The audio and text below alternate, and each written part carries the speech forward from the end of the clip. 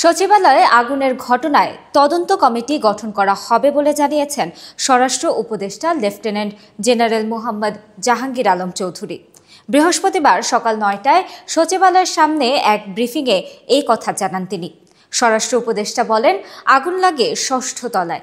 আমাদের ফায়ার সার্ভিসের রাত ১:৫২ খবর দেওয়া হয়। তারা ১:৫৪ কাজ শুরু করে। সকাল ৮:০৫ আগুন সম্পূর্ণ নিয়ন্ত্রণে আসে। এই ঘটনায় আমাদের ফায়ার ফাইটারের একজন শাহাদাত বরণ করেছেন। তিনি দুর্ঘটনায় মারা গেছেন। তিনি একটি পাইপ নিয়ে সচিবালয় থেকে বের হয়েছিলেন। এ সময় একটা ট্রাক তাকে ধাক্কা দিয়ে তাকে আহত করেন। পরে তিনি মারা যান।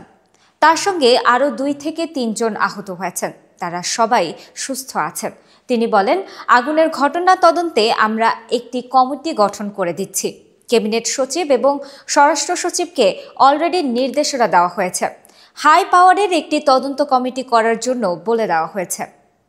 কোনো ষড়যন্ত্র বা নাশকতা হয়েছে কিনা এমন প্রশ্নের জবাবে তিনি বলেন, তদন্ত করার আগে আমরা এটা বলতে পারবো না।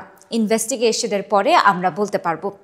তদন্ত কমিটি কত সদস্যের হবে এমন প্রশ্নের জবাবে তিনি বলেন, তদন্ত কমিটি সেটা ৫ সদস্য হতে পারে, ৭ জন সদস্য হতে পারে, ৯ জন হতে পারে, ১১ জন হতে পারে। এটা এই মুহূর্তে বলা যাবে না, পরে জানানো হবে।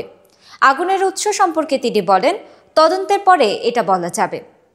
এর আগে বুধবার দিবাগত মধ্যরাত ১:৫২ আগুন লাগার সংবাদ পায় ফায়ার সার্ভিস। কয়েক মিনিটের মাথায় আগুনের তীব্রতা বেড়ে যাওয়ায় পর্যায়ক্রমে ১৯টি ইউনিট ঘটনাস্থলে পৌঁছে আগুন নিয়ন্ত্রণে কাজ করে। ৬ ঘন্টা বেশি সময় পর বৃহস্পতিবার সকাল ৮:০৫ আগুন নিয়ন্ত্রণে আসে। এদিকে আগুন নেভানোর সময় ট্রাক চাপায় আহত হওয়া ফায়ার সার্ভিসের কর্মীর মৃত্যু হয়েছে।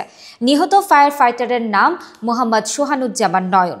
তিনি তেজগাঁও ফায়ার টিমের স্পেশাল ব্রাঞ্চের সদস্য। তার বাড়ি রংপুরের মিঠাপুকুরে।